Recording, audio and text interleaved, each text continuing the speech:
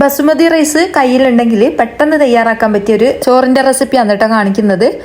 നല്ല ഈസിയാണ് തയ്യാറാക്കാൻ വേണ്ടിയിട്ട്. അപ്പോൾ വിരുന്നുകാരൊക്കെ വരുന്ന സമയത്ത് നമുക്ക് ഇതേപോലെ ചെയ്ത് കൊടുത്താൽ മതി കേട്ടോ. ഇതിലേക്ക് വേണ്ടിയിട്ട് ഞാൻ കുറച്ച് ഓയിൽ ചേർത്ത് കൊടുത്തിട്ടുണ്ട് കേട്ടോ കുക്കറിൻ്റെ അകത്തേക്ക്. ഇനി ഇതിലേക്ക് കുറച്ച് നല്ല നെയ്യും കൂടി ചേർത്ത് കൊടുക്കാം. നല്ല നെയ്യ് കുറച്ചധികം തന്നെ ചേർത്ത് കൊടുത്താൽ നല്ല ടേസ്റ്റ് കൊടുക്കും കേട്ടോ.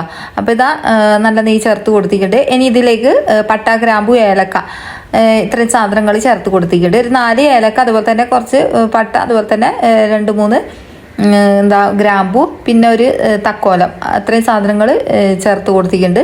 അത് ഇതിലേക്ക് ഇട്ട് കൊടുത്തിട്ട് നമുക്കിത് ഒന്ന് നല്ലോണം തന്നെ വഴറ്റി കൊടുക്കാം. മൊത്തത്തിൽ ഒരു വലിയ ഉള്ളിയാണ് കേട്ടോ ഞാൻ ഇതിലേക്ക് കട്ട് ചെയ്തിട്ട് കൊടുത്തത്.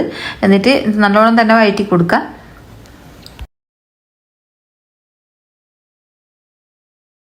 പിന്നെ നമ്മളെ വീഡിയോ കാണുന്നവർ വീഡിയോക്ക് മറന്നു പോകാണ്ട് ഒരു ലൈക്ക് തരണേ, എന്തെങ്കിലും ഒരു കമൻറ്റ് ഇടണേ വീഡിയോ ഇഷ്ടമാകുക വെച്ചാൽ. പിന്നെ ഫേസ്ബുക്ക് കാണുന്നവർ ഒന്ന് ഫോളോ ചെയ്യാൻ മറന്നു പറഞ്ഞേ. പിന്നെ അതാ ഉള്ളി അവിടെ നിന്ന് വഴന്ന് വരുന്ന നേരം കൊണ്ട് നമുക്കിവിടെ തക്കാളിയും പച്ചമുളകും ഇഞ്ചി വെളുത്തുള്ളി ഇത്രയും സാധനങ്ങളൊന്ന് അടിച്ചെടുക്കണം. ഞാനിവിടെ 2 തക്കാളിയാണ് എടുത്തത്. പിന്നെ ഒരു ചെറിയ കഷ്ണം ഇഞ്ചി, അതുപോലെ തന്നെ 2-3 അല്ലി വെളുത്തുള്ളിയാണ് എടുത്തത്. ഇത്രയും സാധനങ്ങളൊന്ന് അടിച്ചെടുക്കാം.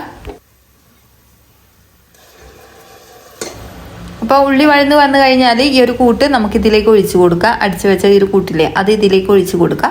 എന്നിട്ട് ഇത് നല്ലോണം തന്നെ വഴറ്റി കൊടുക്കുക. കാരണം ഇതിൻ്റെ പച്ചമണം പോയി കിട്ടണം കേട്ടോ. തക്കാളി നമ്മൾ അടിച്ചെടുത്തതാണല്ലോ. അപ്പോൾ അത് നല്ലോണം ഒന്ന് പച്ചമണം പോകുന്നത് വരെ ഒന്ന് വഴറ്റി കൊടുക്കുക.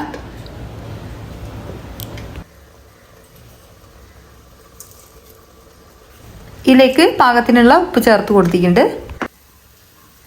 ഇതിലേക്ക് ഞാൻ 1 കിലോ ചിക്കൻ ചേർത്ത് കൊടുത്തിട്ടുണ്ട്. നല്ലോണം കഴുകി വൃത്തിയാക്കിയതിന് ശേഷം ഇതിലേക്ക് ഇട്ട് കൊടുത്തതാണ്. ഉപ്പിട്ട് കഴുകുക വെച്ചാൽ പെട്ടെന്ന് തന്നെ ക്ലീൻ ആയി കിട്ടും കേട്ടോ. എന്നിട്ട് ഈ ഒരു മസാലേൻ്റെ അകത്ത് ഇതേപോലെ നല്ലോണം തന്നെ വഴറ്റി കൊടുക്കുക. നിങ്ങൾക്ക് ചിക്കന് ഏത് ടൈപ്പിൽ വേണമെങ്കിലും കട്ട് ചെയ്തെടുക്കുക കേട്ടോ. ഞാനിപ്പോൾ ഒരു കറിൻ്റെ ഒരു ടൈപ്പിലാണ് കട്ട് ചെയ്തെടുത്തത്. 1/2 ടീസ്പൂൺ അളവിൽ നല്ല ജീരകം ചേർത്ത് കൊടുക്കുക.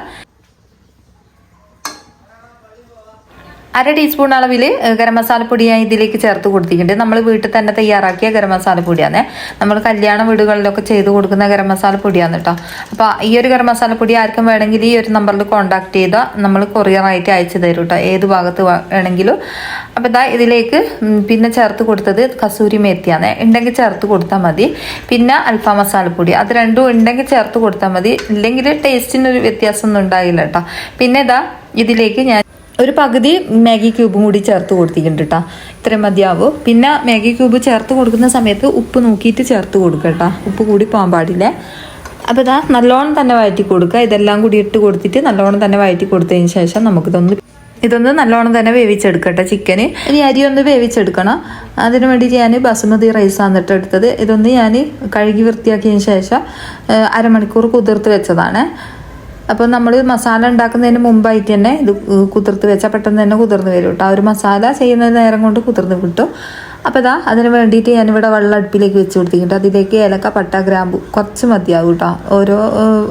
ഒരു കഷ്ണം പട്ട, പിന്നെ 2 ഗ്രാമ്പു, അതുപോലെ തന്നെ 2-3 ഏലക്ക, ഇത്രയും സാധനങ്ങൾ. പിന്നെ ഓയിലും ചേർത്ത് കൊടുത്തിട്ട് പാകത്തിനുള്ള ഉപ്പും കൂടി ചേർത്ത് കൊടുക്കുക. എന്നിട്ട് അരി ഇട്ടൊന്ന് വേവിച്ചെടുക്കാം കേട്ടോ. ഇതിന് വെള്ളത്തിൻ്റെ കണക്കൊന്നുമില്ല, ഞാൻ ഊറ്റിയിട്ടാണ് ചെയ്യുന്നത്. വെള്ളം തിളച്ച് കഴിഞ്ഞാൽ നമുക്ക് അരി ഇട്ട് കൊടുക്കാം. അരി ഒന്ന് ഏകദേശം അര വേവ് വന്ന സമയത്ത് നമുക്കിത് ഊറ്റിക്കളയാം കേട്ടോ. മസാല ഇവിടെ നല്ലോണം വെന്ത് കിട്ടിയിട്ടുണ്ട്. ഞാൻ ഇതിൽ ഒട്ടും തന്നെ വെള്ളം ചേർത്ത് കൊടുത്തില്ല കേട്ടോ. വെള്ളം ചേർത്ത് കൊടുക്കാണ്ട് ലോ ഫ്ലെയിമിലിട്ടിട്ട് വേവിച്ചെടുത്തതാണ് ചിക്കന്. വെള്ളം ചിക്കൻ്റെ അകത്തുനിന്ന് ഇറങ്ങി വന്ന വെള്ളമാണ് കേട്ടോ. അത് നമ്മൾ വറ്റിക്കേണ്ട ആവശ്യമില്ല. ഇതിലേക്ക് മല്ലിച്ചപ്പും പുതിനയും 2 കൂടി കട്ട് ചെയ്തിട്ട് ഇട്ട് കൊടുത്തിട്ടുണ്ട്. ഇനി ഇത് നമ്മൾ ഇതിലേക്ക് വേവിച്ച് വെച്ച റൈസ് ഇട്ട് കൊടുക്കുക. പകുതി വേവായാൽ മതി കേട്ടോ. ഇനി ഇത് മൂടി വെച്ചിട്ട് നമുക്ക് ലോ ഫ്ലെയിമിലിട്ടിട്ടൊന്ന് വേവിച്ചെടുത്താൽ മതി കേട്ടോ.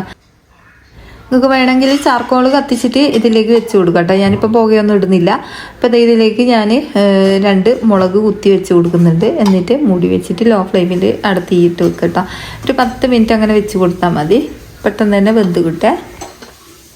അപ്പോൾ ഇതാ നമ്മളെ റൈസ് ഇവിടെ ആയിട്ടുണ്ട്. ഇത്രയും മതിയാവും. നമുക്കിതൊന്ന് ഇതേപോലെ ഒന്ന് മിക്സാക്കി കൊടുക്കാം. അപ്പോൾ ഇതാ നമ്മളെ റൈസ് ചെയ്യാത്തതുകൊണ്ട് ചെയ്ത് നോക്കുക. എന്തായാലും നിങ്ങൾക്ക് ഇഷ്ടമാവും. അപ്പോൾ ഇത്രയേ ഉള്ളൂ ഇന്നത്തെ വീഡിയോ. അടുത്ത ഇതേപോലത്തെ പുതിയ വീഡിയോസായിട്ട് കാണാം.